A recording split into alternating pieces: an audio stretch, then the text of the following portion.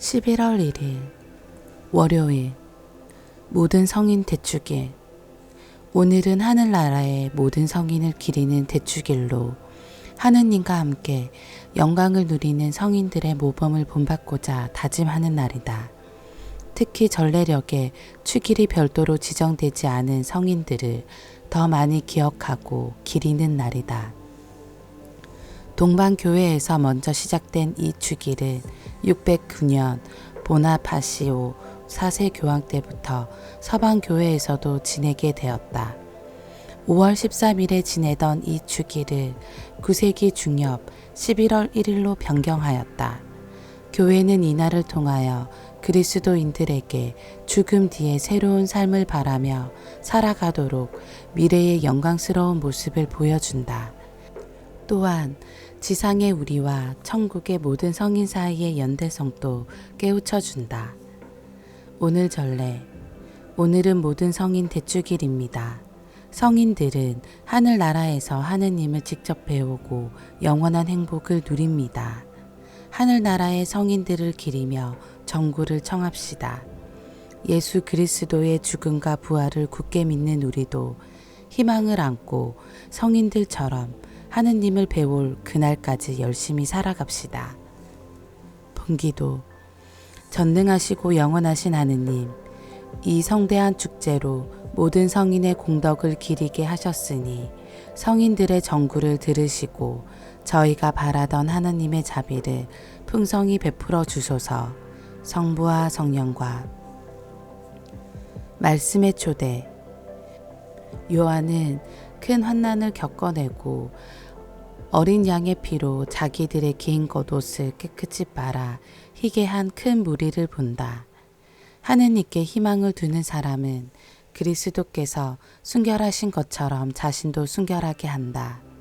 예수님께서는 산으로 오르시어 제자들에게 8가지 참된 행복을 가르치신다. 제1독서. 내가 보니 아무도 수를 셀 수 없을 만큼 큰 무리가 있었습니다. 그들은 모든 민족과 종족과 백성과 언어권에서 나온 사람들이었습니다. 요한 묵시록의 말씀입니다. 나 요한은 다른 한 천사가 살아계신 하느님의 인장을 가지고 해 돋는 쪽에서 올라오는 것을 보았습니다.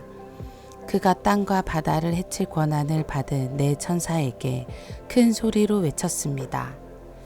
우리가 우리 하느님의 종들의 이마에 인장을 찍을 때까지 땅도 바다도 나무도 해치지 마라. 나는 인장을 받은 이들의 수가 14만 4천 명이라고 들었습니다. 인장을 받은 이들은 이스라엘 자손들의 모든 지파에서 나온 사람들이었습니다. 그 다음에 내가 보니 아무도 수를 셀 수 없을 만큼 큰 무리가 있었습니다. 모든 민족과 종족과 백성과 언어권에서 나온 그들은 희고 긴 겉옷을 입고 손에는 야자나무 가지를 들고서 어자 앞에 또 어린 양 앞에 서 있었습니다. 그들이 큰 소리로 외쳤습니다. 구원은 어자에 앉아 계신 우리 하느님과 어린 양의 것입니다. 그러자 모든 천사가 어자와 원로들과 네 생물 둘레에 서 있다가 어자 앞에 얼굴을 땅에 대고 엎드려 하느님께 경배하며 말하였습니다. 아멘. 우리 하느님께 찬미와 영광과 지혜와 감사와 영예와 권능과 힘이 영원 무궁하기를 빕니다. 아멘. 그때의 원로 가운데 하나가 희고 긴 겉옷을 입은 저 사람들은 누구이며 어디에서 왔느냐 하고 나에게 물었습니다. 원로님께서 알고 계시지 않습니까? 하고 내가 대답하였더니 그가 나에게 말하였습니다. 저 사람들은 큰 환난을 겪어낸 사람들이다. 저들은 어린 양의 피로 자기들의 긴 겉옷을 깨끗이 빨아 희게 하였다. 주님의 말씀입니다. 하느님 감사합니다. 제2독서. 우리는 하느님을 있는 그대로 뵙게 될 것입니다. 요한 1서의 말씀입니다. 사랑하는 여러분, 아버지께서 우리에게 얼마나 큰 사랑을 주시어 우리가 하느님의 자녀라 불리게 되었는지 생각해 보십시오. 과연 우리는 그분의 자녀입니다. 세상이 우리를 알지 못하는 까닭은 세상이 그분을 알지 못하였기 때문입니다. 사랑하는 여러분, 이제 우리는 하느님의 자녀입니다. 우리가 어떻게 될지는 아직 드러나지 않았지만 그분께서 나타나시면 우리도 그분처럼 되리라는 것을 알고 있습니다. 그분을 있는 그대로 뵙게 될 것이기 때문입니다.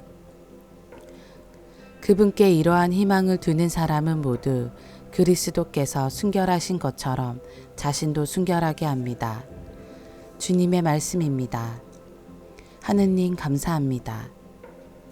복음. 기뻐하고 즐거워하여라. 너희가 하늘에서 받을 상이 크다. 마테오가 전한 거룩한 복음입니다. 그때 예수님께서는 군중을 보시고 산으로 오르셨다. 그분께서 자리에 앉으시자 제자들이 그분께 다가왔다. 예수님께서 입을 여시어 그들을 이렇게 가르치셨다. 행복하여라. 마음이 가난한 사람들. 하늘나라가 그들의 것이다. 행복하여라. 슬퍼하는 사람들. 그들은 위로를 받을 것이다. 행복하여라. 온유한 사람들. 그들은 땅을 차지할 것이다. 행복하여라. 의로움에 줄이고 목마른 사람들. 그들은 흡족해질 것이다. 행복하여라. 자비로운 사람들. 그들은 자비를 입을 것이다. 행복하여라. 마음이 깨끗한 사람들. 그들은 하느님을 볼 것이다. 행복하여라. 평화를 이루는 사람들. 그들은 하느님의 자녀라 불릴 것이다. 행복하여라. 의로움 때문에 박해를 받은 사람들. 하늘나라가 그들의 것이다. 사람들이 나 때문에 너희를 모욕하고 박해하며 너희를 거슬러 거짓으로 온갖 사악한 말을 하면 너희는 행복하다. 기뻐하고 즐거워하여라. 너희가 하늘에서 받을 상이 크다. 주님의 말씀입니다.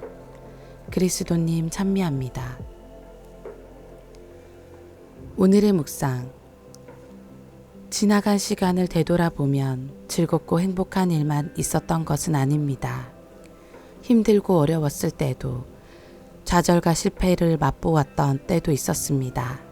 그렇지만 세월이 흘러 그때의 일들을 다시 생각해 보니 웃음으로 넘길 수 있었습니다. 심지어 아름다운 추억으로 남아있기도 합니다. 힘들고 어려웠던 일들도 누군가를 사랑하고 함께 사랑을 나누었던 기억이기에 아름다움으로 남아있는 것 아닐까요? 당시에는 사랑보다 아픔과 고통이 더 크게 보여 실망하고 슬퍼하였지만 시간이 지나 사랑만이 자리한 그 흔적은 아름다움과 그리움으로 남습니다. 그런데 왜 우리는 이러한 진리를 깨닫지 못하고 눈앞에 놓인 것에 전전긍긍하며 아등바등 살아갈까요? 어째서 내 이야기를 귀담아 듣는 사람도 없고 주위에 아무도 없는 것 같다는 외로움과 상실감으로 가득한 자신만을 보며 살아갈까요? 시간이 지나면 그때 그 일들이 바로 사랑했던 순간이었음을 깨닫게 된다는 것을 왜 생각하지 못할까요? 예수님께서도 행복 선언을 통해서 그렇게 사랑할 수 있는 것이 행복이라고 말씀하십니다. 그리고 다 갚아주신다고 이야기하십니다. 그것을 알고는 있지만 실천하지 못하는 이유는 우리의 나약함과 어리석음 때문이겠지요. 그러나 아픔을 겪는 그 순간에도 누군가를 사랑하고 있는 것임을, 아픔보다는 사랑으로 행복해짐을 깨닫고 살아가는 사람도 있습니다. 바로 예수님이십니다. 예수님께서는 십자가의 고통 속에서도 우리를 위한 사랑과 희생으로 기꺼이 그 십자가를 지고 행복해 하셨습니다. 또한 그렇게 살아간 사람들이 바로 성인들입니다. 그들은 죽음의 순간에도, 외로움의 순간에도, 고통과 아픔, 희생의 순간에도 그 순간순간이 모두 사랑의 때임을 그래서 하느님과 함께 있는 순간임을 느끼는 사람들이었습니다. 어쩌면 오늘 여러분도 하느님의 거룩한 사람, 성인입니다. 그래서 감사합니다. 아멘.